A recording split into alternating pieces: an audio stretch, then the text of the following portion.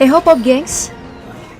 Adegan aksi dalam film-film laga selalu ngasih kita pengalaman visual menarik yang gak ada habisnya. Entah momen baku hantamnya, kejar-kejarnya, tembak-tembakannya, atau mungkin adegan ketinggiannya. Terima kasih deh buat teknologi efek visual yang udah moles semua adegan tadi. Hingga hasilnya bikin kita percaya saking nyatanya. Dan bikin aku atau mungkin kamu jadi penasaran dengan penampakan semua adegan ini sebelum dipoles dengan efek visual.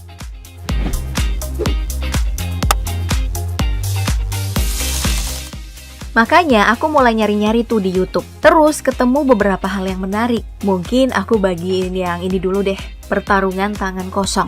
Iya, seperti kalian semua udah tahu, gak semua aktor atau aktris yang meranin adegan berantem adalah seniman bela diri profesional kayak Jackie Chan.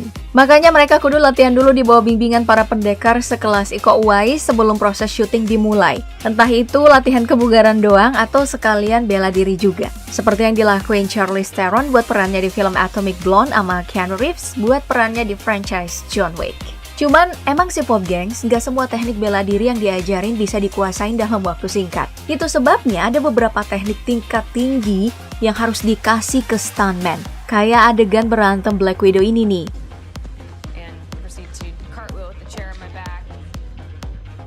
Atau adegan surreal kayak pertarungan antara dua Captain America ini.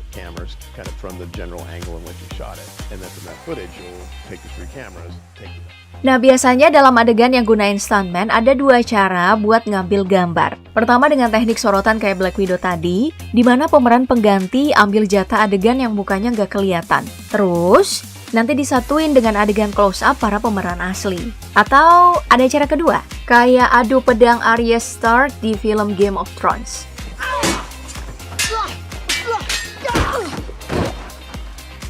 Dimana hampir semua adegannya itu gunain pemeran pengganti, terus nanti tinggal masukin tampang pemerannya, Maisie Williams pakai green screen.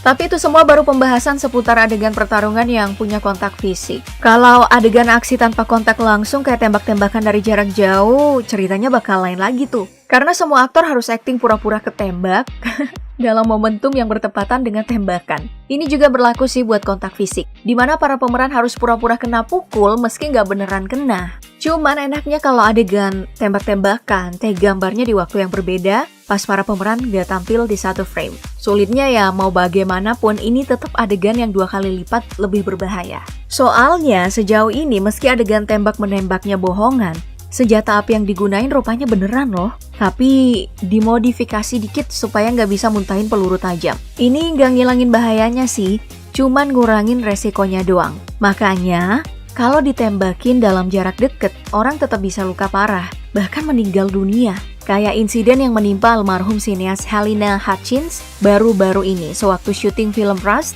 bareng aktor Alec Baldwin. Ya kayaknya Hollywood emang udah mesti berhenti bikin film yang gunain senjata api beneran deh. Mengingat bahayanya yang cukup gede buat para kru dan pemeran.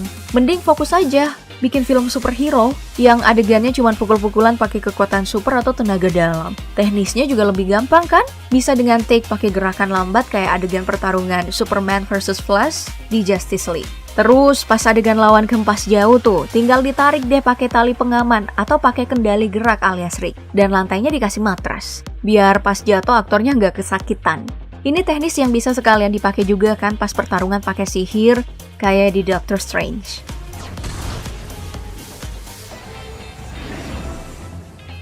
Cuman, kalau ngomongin adegan laga tanpa bahas soal kejar-kejaran pakai kendaraan, kayaknya bakal kurang seru deh. Karena ini bisa dibilang salah satu elemen penting dalam adegan aksi. Dan teknis pengambilan gambarnya di luar efek visual cenderung lebih beragam juga. Ini adegan kejar-kejaran dalam film Mad Max nih misalnya. Pas syuting, mereka bisa pakai crane yang dipasang ke mobil. Terus nyorot aksi para pemeran sambil jalan. Soalnya lokasi syutingnya emang lumayan luas kan, di gurun.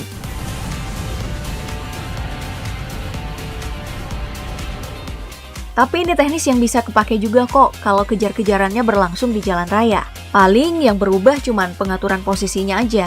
Sama beberapa kamera yang ada standby di sejumlah titik. Sedangkan di tempat yang lokasinya lumayan sempit, misalnya dalam gedung kayak salah satu adegan Furious 7 yang ngambil gambar dengan metode kayak gitu jelas gak bisa dilakuin. Makanya, metode pengambilan gambarnya hampir full gunain kamera yang standby. Terus kalau mau ngambil yang lebih close up atau yang lebih jauh lagi, mau nunjukin keadaan dalam mobil dan POV orang pertama, para pemeran bakal dikasih mobil yang penuh dengan kamera. Di atas mobil, di depan kap mesin, bahkan di dalam mobil. Atau ada satu teknik lagi nih gengs. Dan ini adalah yang paling bergantung sama teknologi CGI sih. Soalnya para pemeran yang gambarnya diambil nggak perlu bener-bener ngendarain sesuatu. Karena emang kendaraannya nggak jalan kemana-mana. Itu cuma semacam simulator yang dikasih hidrolik. Terus belakangnya ada green screen atau blue screen. Dan biar cahayanya lebih natural kayak beneran di jalan raya, syutingnya berlangsung di luar ruangan. Meski tetap ada juga yang dalam ruangan.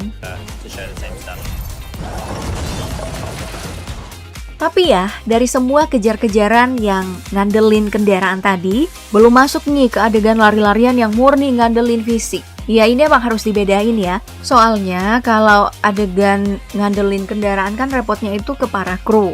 Nah, kalau adegan lari-larian yang repot udah jelas para aktornya. Soalnya mereka kudu latihan dulu buat ningkatin kekuatan fisik. Ama ngembangin teknik, salah satunya adalah dengan belajar parkour. Karena kalau ada adegan lari-larian kan gak mungkin cuma lari doang ya. Pasti ada aja gitu rintangan yang mesti dilewatin pas kejar-kejaran. Biar adegan filmnya terasa lebih intens. Makanya buat nyiapin adegan semacam ini, para pemain selain dilatih buat ngadepin rintangan, mesti belajar juga soal pendaratan yang bener setelah melompat. Biar nih nanti pas jatuh, sesuai adegan atau kecelakaan, cederanya itu nggak bakal parah-parah amat.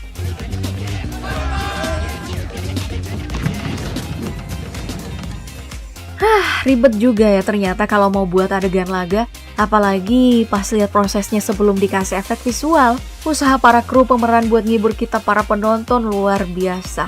Susahnya bisa langsung kerasa. Kayaknya jalan ninjaku sebagai VO emang udah paling bener sih. Gak ada jatuh-jatuhnya, gak ada pukul-pukulannya, sesek iya.